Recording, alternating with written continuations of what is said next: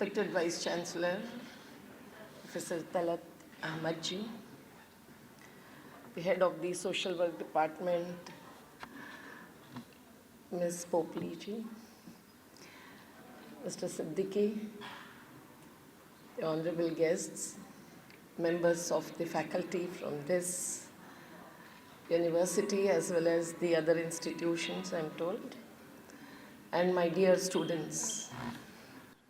Friends, since you have a large group of alumni who have reached not just the positions but also the various areas and institutions and organizations, I'm sure you are not unacquainted with the topic of the day. And this is a topic we all have to discuss, debate, the evolving our own perspective, and that all happens with the people who face the brunt of what is known as development. And they are in the nook and corner of this country. And hence, obviously, my presentation would not just be academic, but also would be from the perspective of those who are considered as development-induced, displacement-induced ousties, so on and so forth. It's a very, very serious matter today because, as you all aware of, development has become a mantra of the politics in this country, and so of economics. And no one can be against development is something we have to say right at the beginning and also underline. Once we say that, we have to really look at what is happening in the name of development. Not just who pays the cost and who reaps the benefits, but what is happening in terms of the social, economic, and political change in this country. And hence, when we look at development, it can't be just the welfare orientation to which we can say, oh, let it go on as it does, and then we will take care of the rest, the impacts and those who face the same. We have to, as a nation state, both the Janata and the Rajyakarta, look into the perceptions and conceptions of development, which differ to an extent that we many a times do not realize. We have students, interns coming to the Narmada movement, which has been 31 years old, and looking at the lakhs of people who are fighting this battle. There are many interns who say that, oh, we had never imagined this happening in the name of development.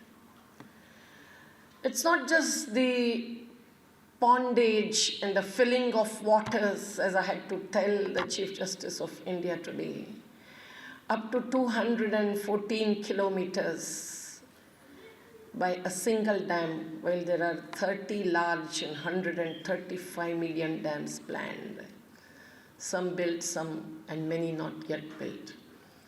It is not just submerging and drowning 244 villages and one township, which no one bothers to look at. But it is also the whole process of planning what is development. And then, through undemocratic or democratic means, deciding one-sidedly, unke man ki baat, and then going ahead in a way imposing the results of the same. And there are students who come and say that, oh, we had never visited such Adivasi communities. Good that they don't say, as one of the topmost officials who also was once one of the executive directors of the World Bank had said, what do these Adivasis after all have that they can ever lose. Such innocence, naivety, or ignorance, whatever you may call it, is something that is not just astonishing, it is questionable. And those questions are generally raised by those who face the backlash. विकास के नाम पर जो भी हो रहा है इस देश में, उसका लाभ लेने वाले कम नहीं हैं, और इसीलिए कोई भी विकास हो नहीं, there should be no development. This is not the position anyone would ever take. Call them environmentalists or anarchists. Everyone would say we want change. And change is development if it is desirable. But what is that framework within which any citizen of this country or that country or of the humankind, a member of, would really decide or assess what is desirable and what is not? That is the question we have raised since beginning. And also, who decides? जब हम सोचेंगे कि हमें क्या चाहिए, किस प्रकार क्या बदलाव इस देश में चाहते हैं हम लोग किस दिशा में जाना चाहते हैं, हमारी मंजिल क्या है, और उस मंजिल तक पहुंचने की कौन सी प्रक्रिया हम लोग मंजूर करते हैं और कौन सी प्रक्रिया हम लोग नामंजूर करते हैं, तब जिसके लिए आपका ये पूरा प्रयास है, वही उद्देश्य और वही मुद्दे सामने आते हैं. If you are for the service of to be in service of humanity and for social justice, तो ये दोनों चीज़ें डेवलपमेंट करते करते अगर नज़रअंदाज हो गई तो आप क्या कहेंगे? फिर भी उसे आप डेवलपमेंट ही कहते जाएंगे क्या? ये सवाल है. इसलिए डेवलपमेंट का भूत जिनके दिमाग में सवार है, वो भी अंधश्रद्धा के गुलाम हैं, और जो बिल्कुल ही कुछ बदलाव न चाहने वाले हैं, वो भी बिल्कुल ही जड़त्ववादी है, ऐसा हम कहते हैं. तो सही क्या और गलत क्या, इसके बीच जो तय करने की बात है, वो हमारा डेवलपमेंट पर्सपेक्टिव है. हम लोग जो मानव अधिकार को मानते हैं और उसका बड़ा चार्टर 1948 से दुनिया में फैला हुआ है, उसके ऊपर कितने सारे सेमिनार्स एंड कन्वेंशंस होते हैं, और यूनाइटेड नेशंस के कई सारे कोवेनेंट्स एंड कन्वेंशंस इसी के ऊपर आधारित हैं. Not only for the indigenous communities but all categories and sections of our population. हमारे देश ने एक संविधान, we the people of India, हमारे नाम पर बना है और हमें लोकार्पित किया है, जिसके ऊपर हाथ रखकर हमारे नुमाइंदे बने हुए राज्यकर्ता सौगंध लेकर ही सत्ता हासिल करते हैं.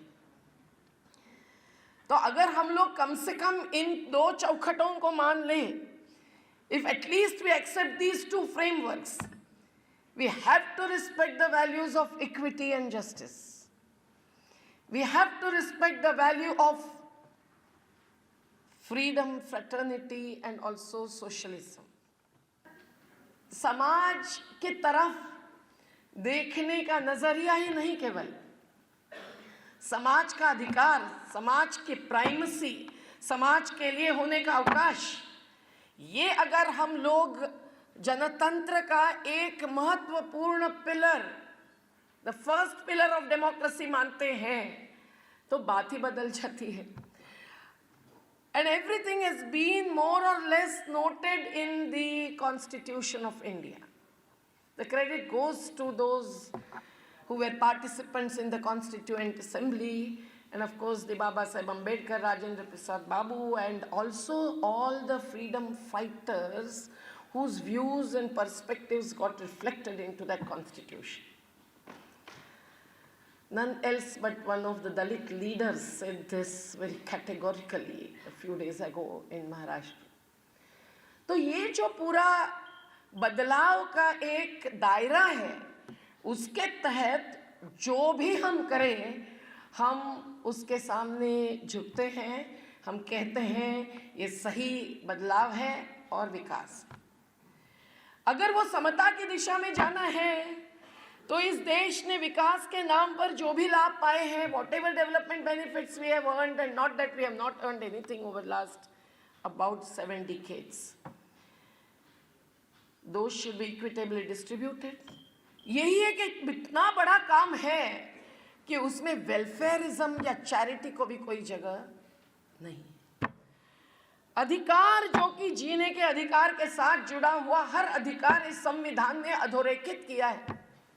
Every single of the fundamental rights which is underlined therein, and if anything is missing, nothing is holier than cow, जो कहते हैं कोट एंड कोट। आज उसका बहुत ही महत्वपूर्ण डिफिनेशन हुआ है। लेकिन ऐसा कुछ नहीं है कि हम समीक्षा नहीं कर सकते हैं। हम धर्म ग्रंथों की समीक्षा कर सकते हैं, तो हम राजनीतिक संविधानों की तो समीक्षा कर ही सकते हैं, और वो की है समाज ने, मानवीय समाज ने, कई धर्म गुरुओं ने भी की है। तो संविधान के निर्माता और संविधान के पालन करता हम सब लोग भी कर सकते हैं। If we do that, we find that the whole list of fundamental rights, the directive principles which are not justiciable, आप उनको लेकर कोर्ट में नहीं जा सकते। आज विकास के नाम पर जब बदलाव की ही बात होती है, लेकिन बदलाव के सिंबल्स जबकि हम लोगों को लगते हैं कि समता और न्याय के सिंबल्स प्रतीक नहीं है, तो हम लोग उसको चैलेंज करते हैं। संविधान ने यह भी अधिकार हमको दिया है, कैसे नहीं चैलेंज करेंगे। अगर पानी का बंटवारा बिल्कुल गलत है, 80% लोगों को 20% पानी छोड़ रहे हैं और 20% लोग 80% पानी इस्तेमाल कर रहे हैं स्विमिंग पूल के लिए ही नहीं, नल में बहाने के लिए, ब्रश करते हुए, तो हम लोग सवाल करेंगे। The distribution of land, Mumbai की 52% जनता उस जमीन पर है जो 9% जमीन है मुंबई की। स्लम्स में 52% of the population of the financial capital of this country lives in slums. और हर काम उस शहर को बनाने का, बदलने का, सुंदर रखने का, साफ करने का कोई अभियान के नाम पर केवल नहीं, वो करते हैं। तो क्या उनको रहने का भी अधिकार नहीं? लेकिन अगर उस जमीन का बंटवारा करना है तो ऐसे बंटवारे जहां भी न्याय ही कहलाएंगे। मुट्ठी भरे लुटते चले, लाखों करोड़ों हाथ फैले, ऐसे बंटवारे जहां भी न्याय ही कहलाएंगे। ऐसी आज़ादी पे बोलो गर्व क्या कर पाएंगे, ये हमें पूछना पड़ता है। भले कोई भी बोले कि अरे आप विकास में रोड़ा डाल रहे हैं, you are against development, and how can you give prestige and dignity to the slum dwellers. अरे आपका संडास एक दिन साफ नहीं होगा, या आपका गाड़ी का ड्राइवर नहीं आएगा, या domestic servant doesn't come to your house, you would realize what is their contribution. अगर इंडस्ट्रियलाइजेशन के लिए जमीन चाहिए तो सिंगूर के पश्चिम बंगाल के लोग बार बार कह रहे थे कम से कम उस दुर्गापुर एक्सप्रेस हाईवे के उस बाजू की जमीन ले लीजिए। तो वहां जरा कम प्रति की जमीन है, यहाँ तो एक छोटा सा 1/6 ऑफ एकड़ इज गिविंग अस 2-3 क्रॉप्स, और वो complementary to whatever other jobs we are doing अगर होता है तो इसको खत्म मत कीजिए।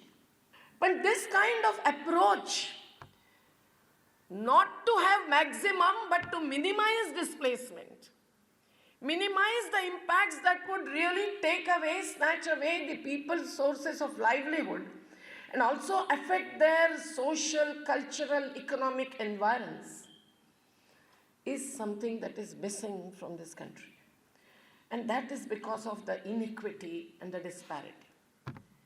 ये केवल पैसे की नहीं है, ये रिसोर्सेस एंड रिसोर्सेस के बीच की है, ये एक कल्चर और दूसरे कल्चर के बीच की है, एंड वहीं हमारी human dignity and human rights के कंसर्न्स बहुत महत्व के बनते हैं। यहाँ होने वाला विकास कितना बड़ा विस्थापन ला रहा है वो आपके समझ में नहीं आएगा। आज ही हमारे सरकार के नुमाइंदे वकील कह रहे थे कि 4,500 और हम कह रहे थे कि 45,000। इतना फ़र्क है, समझ में ही नहीं। स्टैटिस्टिकल इन्फॉर्मेशन में भी आपको इसको देखना चाहिए, तब आप डिस्प्लेसमेंट मतलब क्या और कितना बड़ा, ये हर चीज़ में देखेंगे। आज जो हो रहा है, एक प्रकार के जीवन प्रणाली को कमज़ोर मानना और बदलने के लिए उसके ऊपर थोपना। हमारे ऊपर कभी पाश्चिमात्यों ने थोपा, उसको हम लोग imperialist policies of the imperialist government कहकर आज़ादी आंदोलन हुआ और हमने मांगे आज़ादी। आज आज़ादी शब्द बोलने से भी हो सकता है कोई बाहर खड़े होंगे मेरी राह देखते। लेकिन बात यह है कि इस प्रकार के थोपे गए विकास के ही कारण आज विस्थापन हो रहा है। अगर सहभागिता के साथ कुछ होता है तो बात ही अलग होगी। अगर सहभागिता होनी है तो टॉप टू बॉटम होना ही नहीं, बॉटम अप ही होनी चाहिए प्रक्रिया। और ये कोई बहुत बड़ी एक यूटोपियन बात नहीं है। इस देश में छोटे छोटे गणराज्यों जैसे जो गांव रहे हैं, उसके अंदर भी विषमता रही। There were Dalits and there are mixed communities with majority and minorities, there are gender differences, we all face those, but at the same time that kind of community as a unit which will have and can have a face to face interaction, उसको हम कोई भी primacy नहीं देते हैं development में। जबकि पंचायती राज आप सब लोग पढ़ते होंगे सोशल वर्क में, मैंने भी पढ़ा, लेकिन पंचायतों का पंच परमेश्वर का राज नहीं। तो उस पूरे कम्युनिटी के जो जो हिस्सा है, उन सबको अंदर की भी इनइक्विटी मिटाते हुए, जो आज बाबा साहेब और महात्मा जी एकत्रित होते तो मिलकर कर देते, हम लोग अगर आगे बढ़ेंगे और विकास को थोपेंगे तो वो हमें मंजूर नहीं है, क्योंकि वो विस्थापन ला सकता है और कुछ नहीं। कुछ तो लाभ निकलते हैं, नहीं ऐसा नहीं, लेकिन जो भुगतते हैं, जिनकी इन्वेस्टमेंट इनएविटेबल होती है, इंडिस्पेंसेबल होती है, उनको प्राइमेसी मुख्य अवकाश नहीं मिलता है। ये हमारा दुख है और इसीलिए आज डिस्प्लेसमेंट बहुत बड़ा मुद्दा बन गया है। हम देखते हैं कि जब प्लानिंग होता है कि लैंड रिसोर्सेस कैसे प्लानिंग किए जाए, इस देश में सही लैंड यूज पॉलिसी ही नहीं है। एक छोटा सा चरागाह के लिए अगर हम टुकड़ा नहीं छोड़ेंगे गांव में, तो केवल गाय नहीं, पूरा गौवंश खत्म हो जाएगा। ये संस्कृति रक्षकों को कौन समझे? ये देखना जरूरी है कि हम अगर खेती के ही आधार पर आज की रोटी खाई है और खाने वाले हैं, तो खेती तो जीवित रहनी चाहिए। यहां भी एक प्रकार का न्यू कॉलोनाइजेशन महसूस होता है लोगों को कि अरे हम पीढ़ियों से रहने वाले लोग, नदी के किनारे हो या समुद्र के किनारे, without asking us, without telling us, without having a knock at our doors, how dare you can take away our resource matrix and then do whatever you want to. The people of Seattle had gone to the court. Those are the indigenous communities at the west. We just see the west in the form of our newly developed petrol pumps and airports. But in the very west, there are such communities who have fought the legal and the field battles.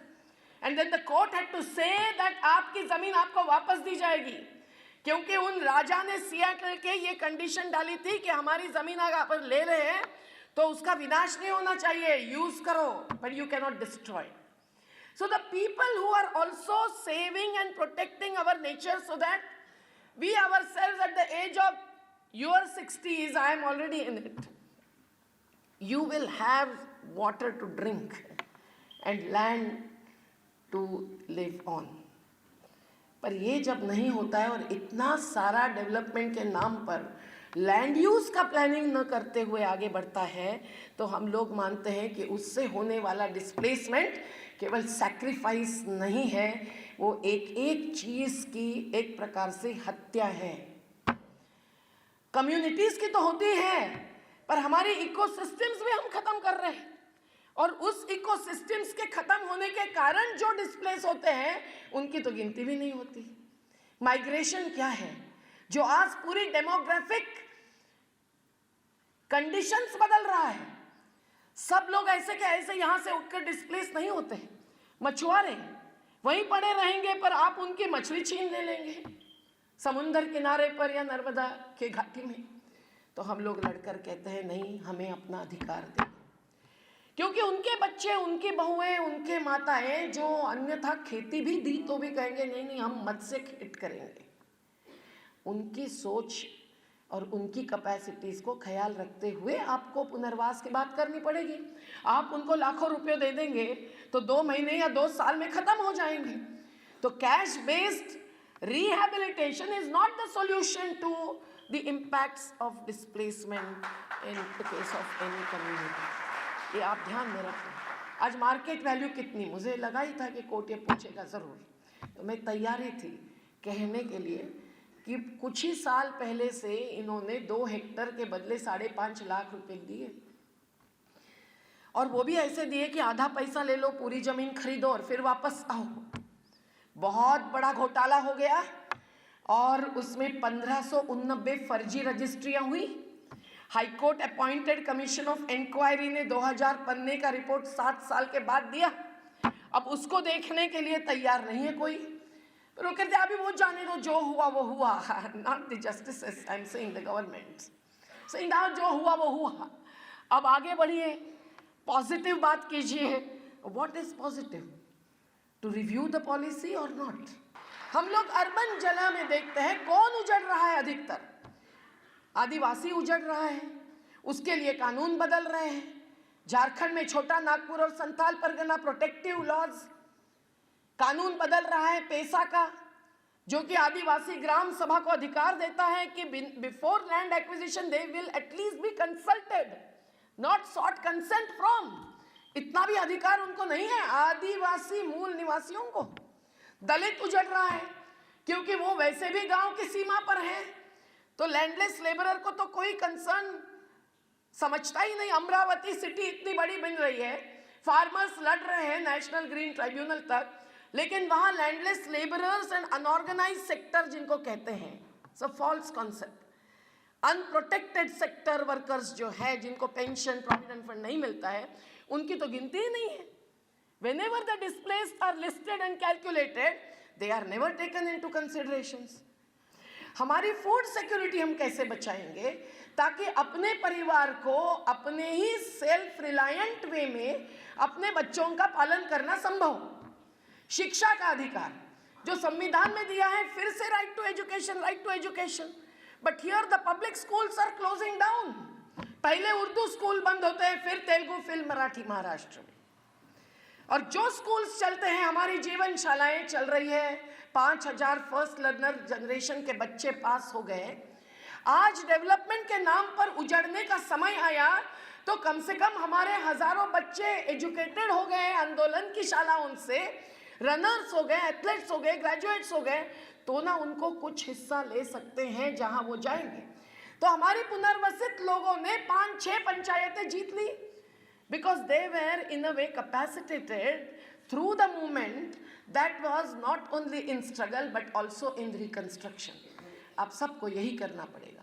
जिनके ऊपर अब हावी है development का model, उनको कम से कम तैयार करना पड़ेगा कि वो केवल जगत में जाकर एक जागतिक ग्लोबल विलेज के नाम पर सब अंधा होते हुए नहीं देखे, पर वो एक सशक्त हो जाए अपने अधिकार की बात करने से लेकर अन्य ऑक्यूपेशंस में जाने के लिए भी। ये कोई करता नहीं है। अगर डेवलपमेंट प्रोजेक्ट लेना है तो जहाँ इम्पैक्ट होने वाला है उनको कुछ साल तक तैयार करो ताकि वो फिर खड़े हो जाए उनके पाँव पर, महिलाओं से लेकर सभी को। हर धर्म कहता है, आर्टिकल 47 कहता है, but the state is all out in distributing and selling liquor. विकास के नाम पर यह कैसे चलता है हमको समझ में नहीं आता, जिससे कि कार्य नाश, विवेक नाश होता है। प्रोफेट मोहम्मद ने कहा लानत है उसको जो शराब को छूता है। भगवान महावीर ने कहा इससे विवेक नाश होता है। शिवाजी ने कहा कार्य नाश होता है। तो ये ऐसी स्थिति में इतना इंडिविजुअलिज्म होते हुए कम से कम आप एक तो देखो कि एक इंडिविजुअल का भी बुद्धि नाश हो और उसका शरीर नाश हो, ऐसा न हो। But there is no political will. जो बिहार में दिखाई है वो ज़रा ज़्यादा ही कड़क कानून है, हमने उसमें अमेंडमेंट सुझाई है, but unless there is this kind of a political will, the laws on one hand and the fight by the society for its implementation, बदलाव नहीं आएगा। इसलिए हमको एक एक स्कैम्स निकालने पड़ते हैं। हमने लावासा सिटी का स्कैम निकाला, एक भी अंगूठा न देते हुए लैंड ग्रैबिंग जो हो रहा है उसका वो उत्कृष्ट नमूना था। 210 एकड़ ज़मीन वापस प्रिमिटिव ट्राइबल कम्युनिटी को होनी पड़ी। एक एक जगह पे पॉस्को क्या था, पूरा प्रोजेक्ट आप देखिए, from the economic point of view आप देखिए, आपको फिर मालूम पड़ेगा कि at what cost that the nation is paying, what cost that the displaced and affected people are paying, who are gaining how much of benefits and profits.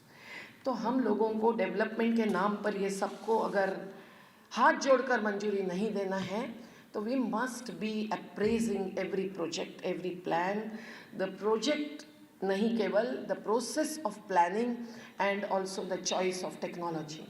My dear students of department of social work, please don't go and remain in either the charitable institutions or only in the corporate institutions. Come down to earth. What's down देखने की ज़रूरी है, केवल WhatsApp नहीं। और ये भी देखने की ज़रूरत है कि हम लोग कुछ बुनियादी बदलाव ला सकते हैं क्या। जो समाज में जो नफ़रत बढ़ रही है, जो दूरी बढ़ रही है, वो सब इस प्रकार की हिंसा का कारण है।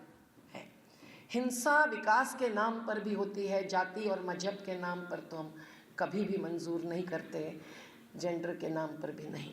और इसीलिए अहिंसक विकास, समतावादी विकास, न्यायपूर्ण विकास अगर हम लाएंगे तो हमको डिस्प्लेसमेंट पर चर्चा ही नहीं करनी पड़ेगी। वॉलंटरीली लोग अपना कंट्रीब्यूशन दे देंगे, not only of land, water, forest, but also their own capacities and their own labour work also.